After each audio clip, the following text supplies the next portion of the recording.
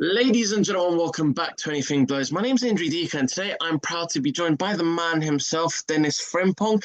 Dennis, how are you? I'm good, mate. Chilling, chilling. So, March the 7th, you were last out against Thomas Saganik. I believe in the first 15, 20 seconds, you broke your hand, was it, or the knuckle, and talk about the rest of the fight. Yeah, first punch I threw, 25 seconds in, broke my hand off his forehead, and pretty much struggled to use that hand for the rest of the fight to grapple.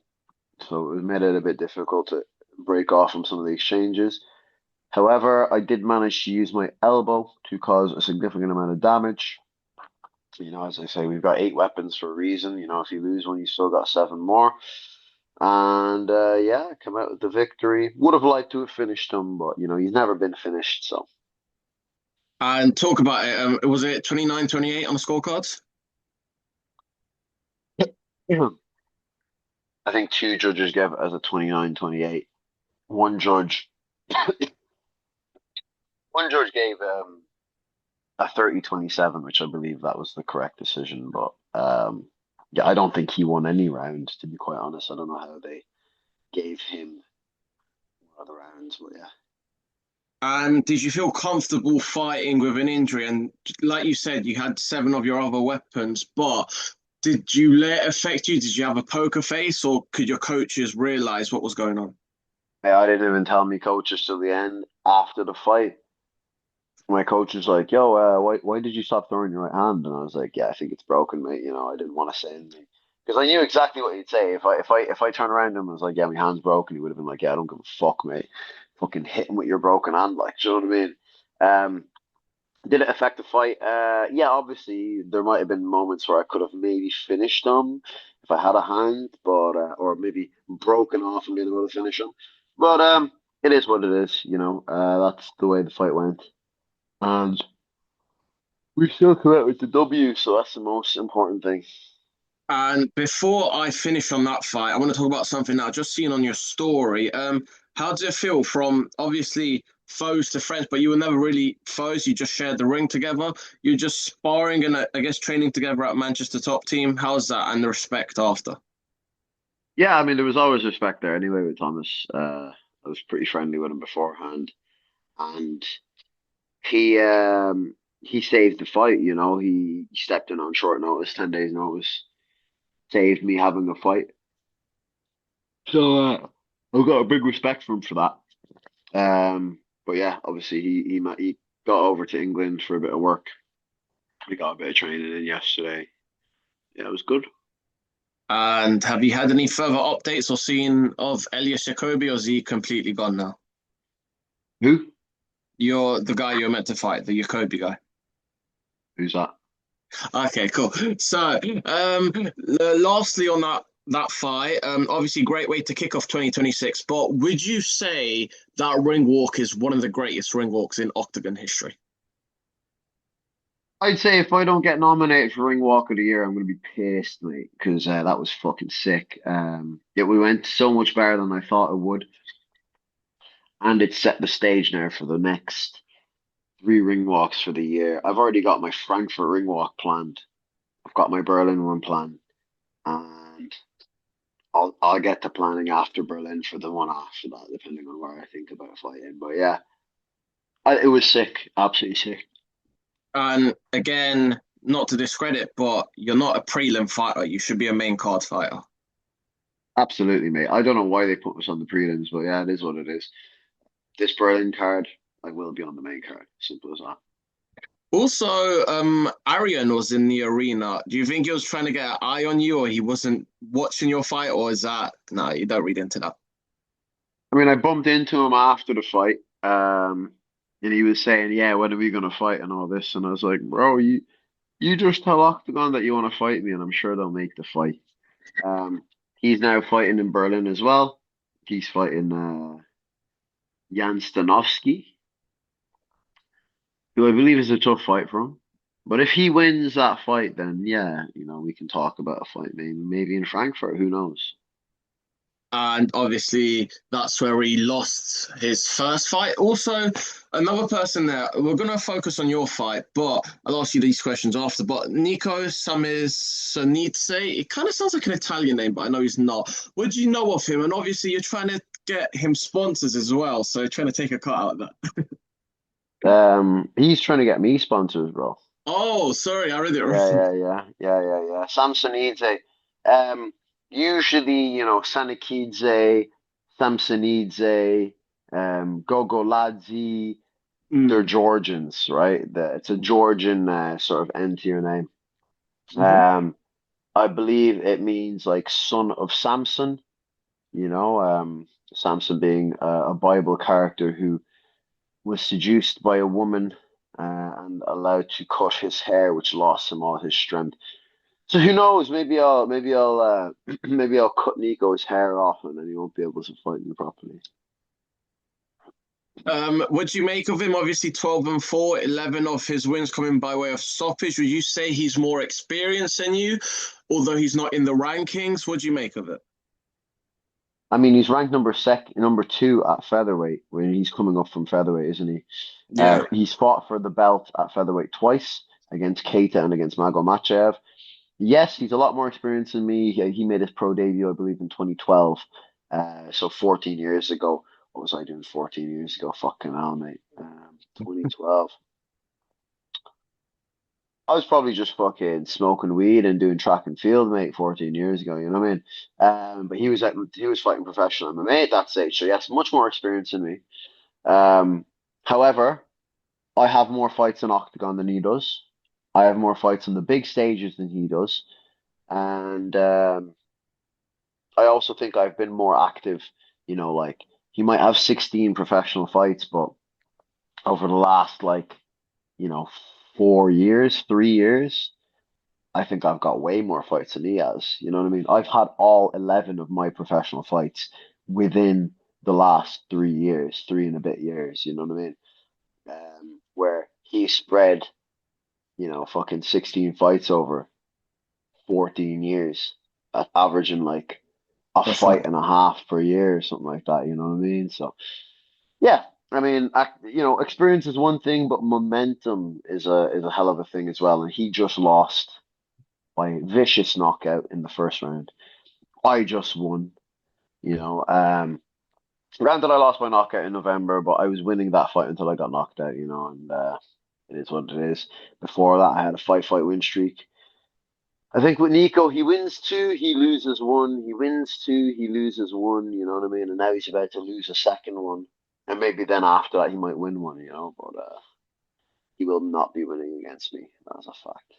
So yeah, just looking at his record right now, he's never lost two on a row. It's kind of similar to Dustin Poirier, but do you think you could be the man to make it the first time two in a row that he loses? I've never lost two in a row either, but I've definitely lost fights. You know what I mean? Don't mean shit. Like I was on a fucking five-fight win streak when I lost to Gokhan. So no one really gives a shit about losing two in a row. I believe I will make him lose two in a row. I will believe, he will come up to a heavier weight class against a guy who could even be fighting at the weight class above. And he will be out-muscled, out-paced, out-cardioed, out-skilled, out-feinted, out-grappled, and out-everything, out-hearted, you know. And last few questions on him. Talk about styles in this fight. Do you believe you have the ability, but do you think this goes all 3 rounds? Obviously, he's coming a weight above, so you might have the advantage in that sense. But how do you think you stop him? If not, what do you do to get him out of there? I believe we'll go into the later rounds. I will take my time to make my reads, and I will find his timing, and I will finish him in the second round, late second round, early third round, I believe. I think he has a breaking point, and I will find that breaking point, and I will break him. And in comparison to Gok and Aksu, how's back and forth been on Instagram this time? The Gokhan actually just blocked me, didn't he? Where Nico actually has an IQ above 85. So he's actually been able to go back and forth with me a little bit in the banter sense of things, and there's no animosity. It's just a bit of crack. It's just a bit of selling the fight. Um, yeah, it's been fun. It's been fun. and talk about it. So, I want to get your opinion. He's now ranked ninth. I know it's a bit below you, but is Nafuka a potential fight you could have? Um, I'm cool with Nafuka. If they offered me Nafuka, I'd fight him, but I mean, it's not a fight I really am arsed about having. He's below me, you know. I beat Nico. I'm looking at the top five. I'm looking at like, Attila Korkmaz. I'm looking at Ivan Buchinger. I'm looking at the Gokhan rematch. I'm looking at potentially Ozan Aslan, or if he wins tomorrow. If he wins tomorrow and he gets into the top five, I'm looking at him. Because we were meant to fight anyway. So yeah, I'm not looking behind me. And as you said, and you've posted on your Instagram, have you got your German citizenship yet and the Berliner in Berlin? It's coming soon. I believe I need to do the business in Das Kapital. Hmm. Once I finish the business in Das Kapital, um, yeah, I will apply to the Bundeskanzler, and mein Deutsch Pass will be presented to me in the Reichstag. And in one of your last interviews, you did say you're more German than these German fighters. Do you stand by that? And yeah. 100%. Like, apart from Max Holzer and Freddie Vosgron, name me one German fighter on the roster who has a German name. Oh. Name me one. Aryan Topolai, Albanian. You know, Niko Samsonidze, Georgian. You know, go on, name me more. Raul Lambrowski, Azerbaijani. You know, Gökhan Um, Aksu, Turkish. Engizek, Turkish.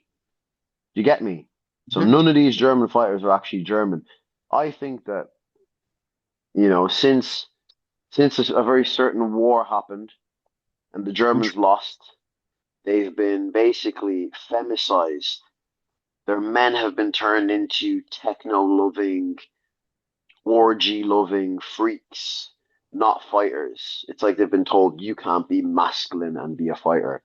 So the only real people in Germany who are masculine, male, hard men are the foreigners, are the Turkish and the Albanian, etc.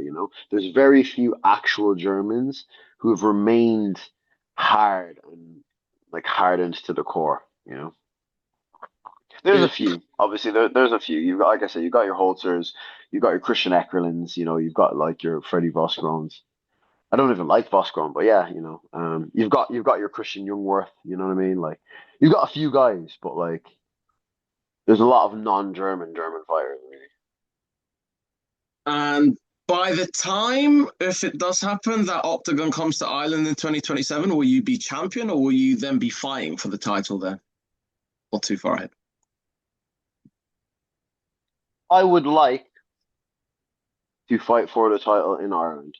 If I haven't already fought for the title by the end of the year, I believe I smoke Nico, maybe smoke Okan in Frankfurt, and then maybe fight for the title at the end of the year or like early next year. Let's see.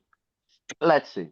And just before I let you go, bro, does it annoy you, or like you said, it's banter and it's back and forth? Do you get the comparison to the footballer Frimpong a lot or not? Everyone just asked me if I'm related to him, and I'm like, mate, like it's like asking every cunt with the surname Smith, are they related? Like, you know what I mean? I'm sure at some point going back we might be related, but Frimpong in itself as an Ashanti name, it's like a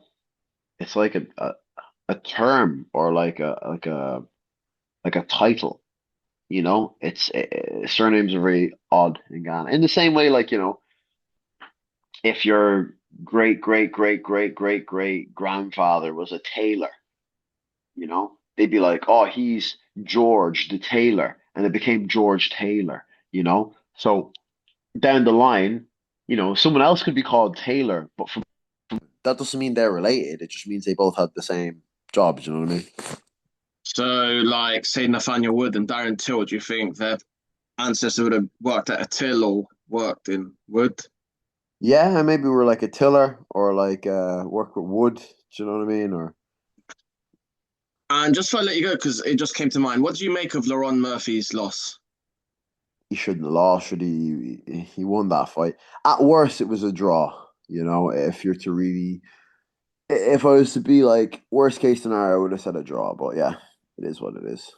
And Ilya Gaethje, how's that go? I think Ilias sleeps some, doesn't he? Like Ilias coming in motivated after the whole situation with his wife, isn't he? So And do you want to make it 4-0 this year, or could we make it 5-0 this year? 4-0, 4-0 is nice. And last question before I let you go, how does the fight go with Niko? And to your fans, to the Berliners, to the Irish, everyone that's coming out there in the Uber Arena in Berlin on the 20th of June, break it down. I'm gonna make my reads in the first round. I'm gonna get him tired. I'm gonna hit his body. Um, I'm gonna get him dropping his hands, and I believe I'm gonna finish him to the head in the late second round. That's how I believe. TKO or KO. Clean KO would be better though. I want that bonus, baby. God bless. Denis Frimpong. Tune in on June the 20th. Thank you, mate. Appreciate it for having me on.